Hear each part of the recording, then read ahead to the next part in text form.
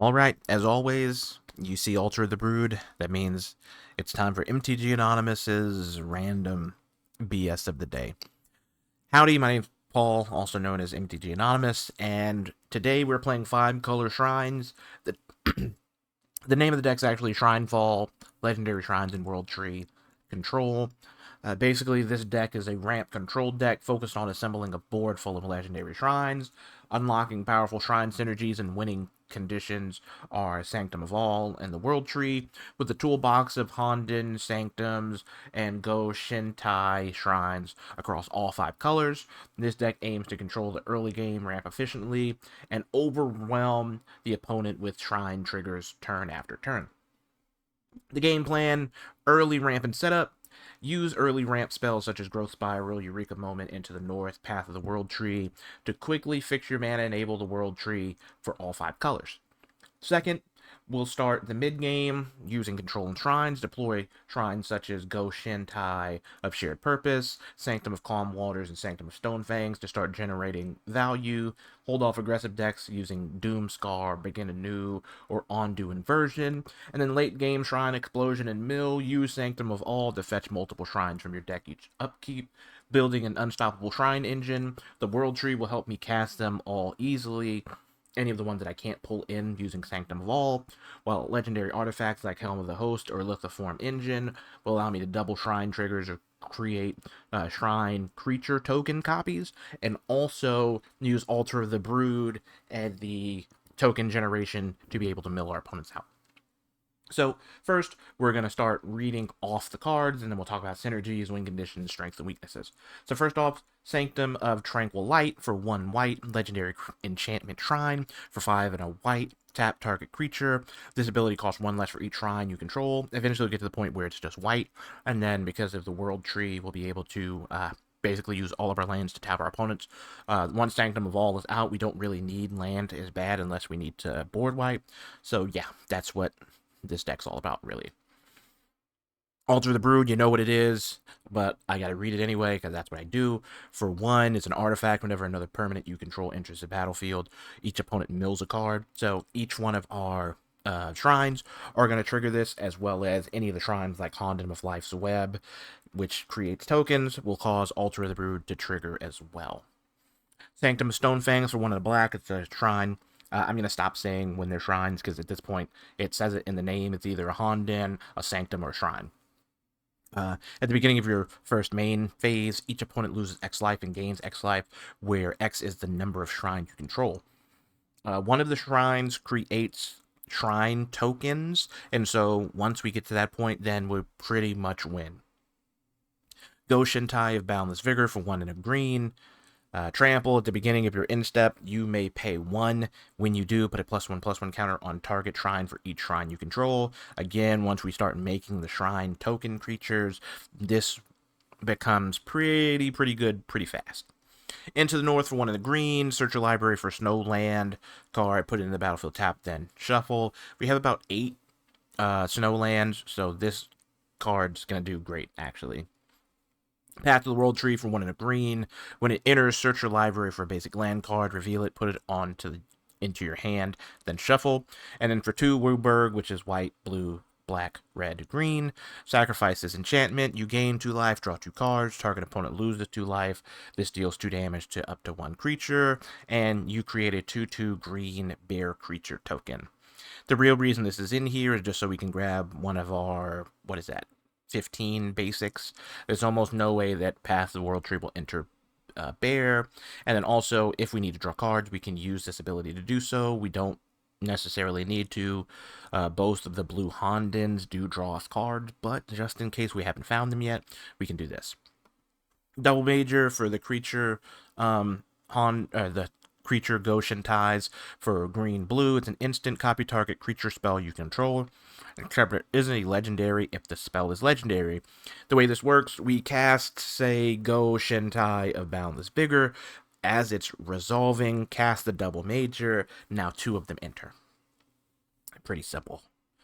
Growth Spiral for 2 and a green. Draw a card, and you may play a green and a blue, excuse me. Draw a card. You may put a land card from your hand on the battlefield. Typically, we want to start with 3 lands in our hand: an island, a forest, anything else, and growth spiral. If we draw a 4th land, we can play on turn 2, growth spiral, and then hopefully we'll get the other draw 2, put a land on the battlefield. We'll go over that when we get to it. But basically, we want to hit as many lands as possible because Sanctum of All will trigger once we get Wooburg, and the only way to get Wooburg is to have the World Tree. Go-Shintai of Ancient Wars for 2 and a red. This one's a creature. It has first strike in the beginning of your end step. You may pay 1. If you do, Go-Shintai of Ancient Wars deals X damage to target player or planeswalker, where X is the number of shrines you control. Again, once we start making the tokens, once we have all of these, and then I'm pretty sure Sanctum of All will allow our, triggers to trigger twice. Yeah, this is really good. Hondens of Infinite Rage. Basically Go-Shintai, but we don't have to pay anything for that. This also deals damage to any target, but it's for 2 and a red as well. Sanctum of Fruitful Harvest for 2 and a green at the beginning of your main phase, your first main phase. Add X mana of any one color, where X is the number of shrines you control. Most of the time, this color is going to be either blue or green, especially if we got this out early. This will allow us to use Growth Spiral or insert any of the ramp cards we have. You have a lot of cards in the 4 slot. For 3 and a white, we got Go-Shintai of Shared Purpose. This one's a creature, has Vigilance at the beginning of your end step. You may pay 1. If you do, create a 1/1 colorless spirit creature token for each shrine you control. So this one, believe it or not, is the one we want to copy the most, because we want to continuously put spirit creature tokens on the battlefield. Every time one does, it triggers Altar of the Brood. So yeah, it's very entertaining. Hondens of Cleansing Fire for 3 and a white, legendary enchantment shrine. At the beginning of your upkeep, you gain 2 life for each shrine you control. Once we get the Sanctum of All, this is the first one we grab because it's going to allow us to just kind of stall out our opponent while we go grab the other thing. Second one is typically Hondens of Night's Reach. Once we want to make our opponent discard at the end of beginning of our turn, end of their turn, pretty much, we want to control them basically. Sanctum of Calm Waters for 3 and a blue. At the beginning of your first main phase, you may draw X cards, where X is the number of shrines you control. If you do discard a card. Of the blue shrines, this is the one we're going to get most of the time because it has a May ability. I can't tell you how many times I've drawn myself out because I don't pay attention to the number of cards that are in my deck. Ultimately, you could play more than 60 cards the way this deck functions, but I don't want to do that, so yeah. Go-Shintai of Hidden Cruelty for 3 and a black. This one's a creature, has Death Touch at the beginning of your end step. You may pay 1. If you do, destroy a target creature with toughness X or less, where X is the number of shrines you control. Again, we have a lot of shrines. This is going to trigger twice once we get to it, so we can start picking off our opponent's stuff early, and then start killing the big stuff late. Hondens of Night's Reach for 3 and a black. At the beginning of your upkeep, target opponent discards a card for each shrine you control. Pretty easy to understand what's going on here. So this is typically the second one we grab. So on our 4th, 5th upkeep, depending on how long it takes us to get as many lands as we need, this will allow us to make our opponent discard cards. Eventually get to the point where whatever our opponent can't play before our turn starts, they discard. Begin anew, and ignore the creature cards part, but for green, white, white, destroy all creatures. Creature cards in your hand perpetually get +1/+1. Again, +1/+1 doesn't really matter. Perpetual says that it doesn't matter if it changes zones or not. It will continuously get the +1/+1. This is our first of many board wipes because we need to keep creatures off the battlefield while we ramp. Eureka Moment is our other ramp card for 2 green, blue. It's an instant, draw 2 cards. You may put a land card from your hand onto the battlefield. Again, Growth Spiral early, Eureka Moment as soon as we can because we want to continuously draw cards, get to the Sanctum of All, and then make it so we can kill our opponent fast. Helm of the Host. This is here for either the Go-Shintai of Ancient Wars or the Go-Shintai of Shared Purpose.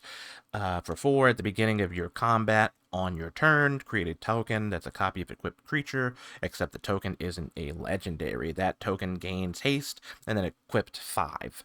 So if it's on the Shared Purpose, that means we get 2 triggers of the ability to make spirits. If the Sanctum of All is out, that means each one of these would trigger 2 times. So for 4 mana, we would make a lot of tokens. Lithiform Engine for 4. It has 3 abilities. We're really only going to ever use 2 of them. Either 2, tap, copy target activated or triggered ability you control. You may choose new targets for the copy. 3, tap, copy target instant or sorcery you control. You may choose new targets for the copy. Never going to do that. And then 4, tap, copy target permanent spell you control. We can copy either the Altar of the Brood, the Path to the World Tree, the Sanctum of the Fruit. Excuse me, not that. If anything that is not a legend, so Altar of the Brood, Path to the World Tree, if we have a double major trigger coming in, like all of these things will allow us to copy those. So I guess technically we would use the second one just for double major. So yeah. Doomscar for 3 white. We can destroy all creatures if you foretell, which means we exile it and pay 2 mana. We can pay it for 1 and 2 white. Honden of Seeing Winds for 4 and a blue. At the beginning of your upkeep, draw a card for each shrine you control. Again, you can draw yourself out with this card. Please be careful. Honden of Life's Web for 4 and a green. At the beginning of your upkeep, create a 1/1 colorless spirit creature token for each shrine you control. Again, this one's really good. We have no way to copy this one, so I'm not really worried about it. But once we have it, this is probably the 3rd or 4th shrine we go for after we've cast Sanctum of All. So yeah. Sanctum of All, WUBRG, so white, blue, black, red, green. At the beginning of your upkeep, you may search your library and or graveyard for a shrine card, put it onto the battlefield. If you search your library this way, shuffle. If an ability of another shrine you control triggers while you control 6 or more shrines, that ability triggers an additional time. So this card is really fun because if we were to like sprinkle in a Zur or something, we could use Zur to turn Sanctum of All into a creature, and then use Helm of the Host to make 2 of them, and we would just keep doing that over and over again. We don't want to do that in this deck, but it's just a thing that I brought up. It's a short that's going to come out soon. Don't worry about it. Seagate Restoration. We draw a lot of cards. So for 4, blue, blue, blue. Draw a card equal to the number of cards in your hand plus 1. You have no maximum hand size for the rest of the game. That's really what we're worried about. Worst comes to worst, we can play it for the land side. Almost never want to do that. But that means when we play either of the 2 blue Hondens, we're still not going to draw ourselves out. And then last, Ondu's Inversion for 6 white, destroy all non-land permanents. Be careful with this card. It will cause you to lose. Technically, you can take it out for Doomscar, another Doomscar, but I have it in here for the land ability just in case. And then we have land, so like I said, 15 regulars, and then we have 6 of the snowlands, and then 3 world tree. So we're just going to continuously churn through our deck, get to a world tree as soon as possible, and start popping off.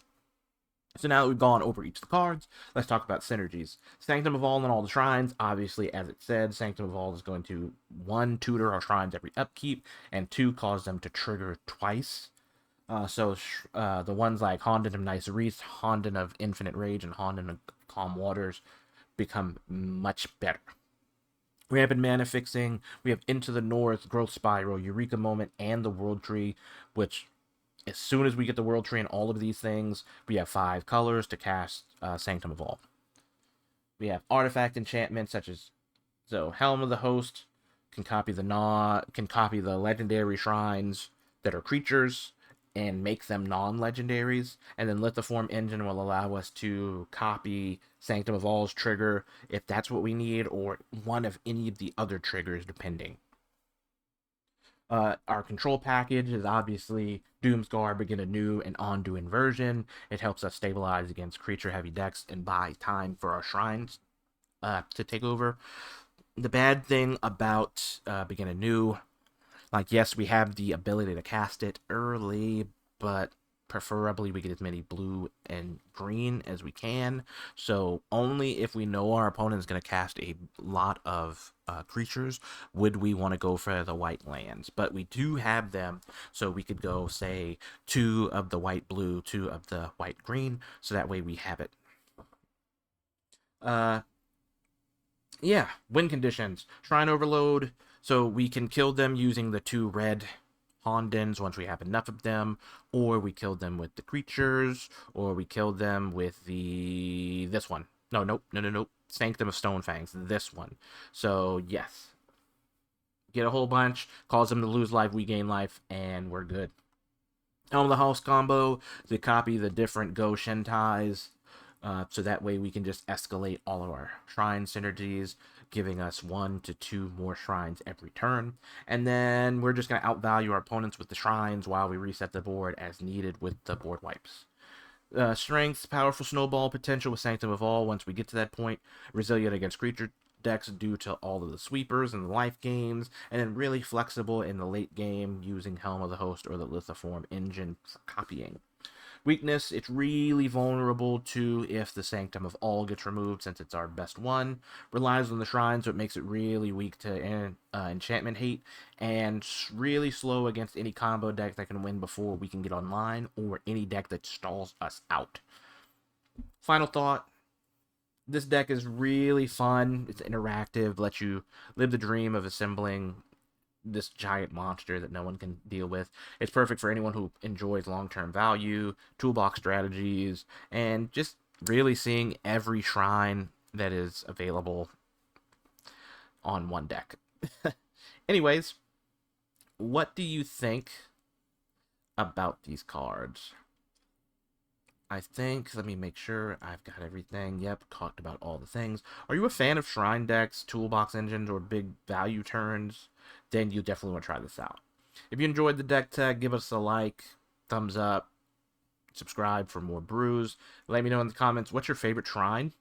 Mine has to be definitely the Shrine of Fruitful Harvest, or the Shrine of excuse me, either the Sanctum of Fruitful Harvest or the Honden of Night's Reach. I don't like our opponents having cards, and I love having a lot of mana. So, anyway, thanks for watching, and I'll see you in the next one. Peace.